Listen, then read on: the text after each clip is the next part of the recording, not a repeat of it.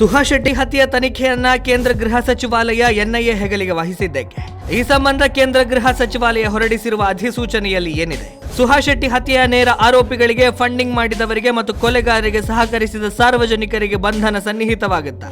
ಸ್ನೇಹಿತರೆ, ಮೇ 31ರ ಸಂಜೆಯ ವೇಳೆ ಇಡೀ ಕರ್ನಾಟಕದ ಕರಾವಳಿ ಬೆಚ್ಚಿ ಬಿದ್ದಿತ್ತು. ಕಿನ್ನಿ ಪದವು ಎಂಬಲ್ಲಿ ಸಾರ್ವಜನಿಕರ ಎದುರಲ್ಲೇ ಹಿಂದೂ ಸಂಘಟನೆಯ ಕಾರ್ಯಕರ್ತ ಗೋರಕ್ಷಕ ಸುಹಾಸ್ ಶೆಟ್ಟಿಯನ್ನ ಮತಾಂಧರು ಕೊಚ್ಚಿ ಕೊಲೆಗೈದಿದ್ದರು.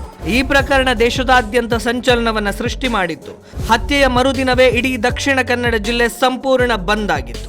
ಈ ಹತ್ಯೆಗೆ ಸಂಬಂಧಿಸಿದಂತೆ ಅಬ್ದುಲ್ ಸಫ್ವಾನ್, ನಿಯಾಜ್, ಮೊಹಮ್ಮದ್ ಮುಸಮ್ಮೀರ್, ಕಲಂದರ್ ಶಾಫಿ, ಆದಿಲ್ ಮೆಹರೂಫ್, ಮೊಹಮ್ಮದ್ ರಿಜ್ವಾನ್, ನಾಗರಾಜ್ ಮತ್ತು ರಂಜಿತ್ ಎಂಬ 8 ಆರೋಪಿಗಳನ್ನ ಮೇ 3ರಂದೇ ಬಂಧಿಸಲಾಗಿದ್ದರೆ ಅಜರುದ್ದೀನ್, ನೌಫಲ್ ಮತ್ತು ಚೊಟ್ಟೆ ನೌಶಾದನನ್ನ ಮೇ 14ರಂದು ಬಂಧಿಸಲಾಗಿತ್ತು. ಇದಾದ ಬಳಿಕ ಜೂನ್ 3ರಂದು ಇನ್ನೋರ್ವ ಆರೋಪಿ ಅಬ್ದುಲ್ ರಜಾಕ್ನನ್ನ ಸಿಬಿಐ ಪೊಲೀಸರು ಬಂಧನ ಮಾಡಿದರು. ಈ ಹತ್ಯೆ ಪ್ರಕರಣದಲ್ಲಿ ಇಲ್ಲಿಯವರೆಗೆ 12 ಜನ ಆರೋಪಿಗಳ ಬಂಧನವಾಗಿತ್ತು.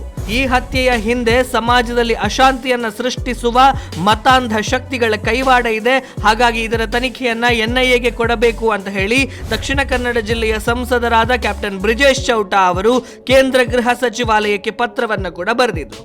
ರಾಜ್ಯ ಬಿಜೆಪಿ ಕೂಡ ತನಿಖೆಯನ್ನ ಎನ್ಐಎಗೆ ಕೊಡುವಂತೆ ರಾಜ್ಯಪಾಲರ ಬಳಿಗೆ ಮೃತ ಸುಹಾಸ್ ಶೆಟ್ಟಿ ಕುಟುಂಬದ ಜೊತೆಗೆ ತೆರಳಿ ಮನವಿಯನ್ನ ಮಾಡಿತ್ತು.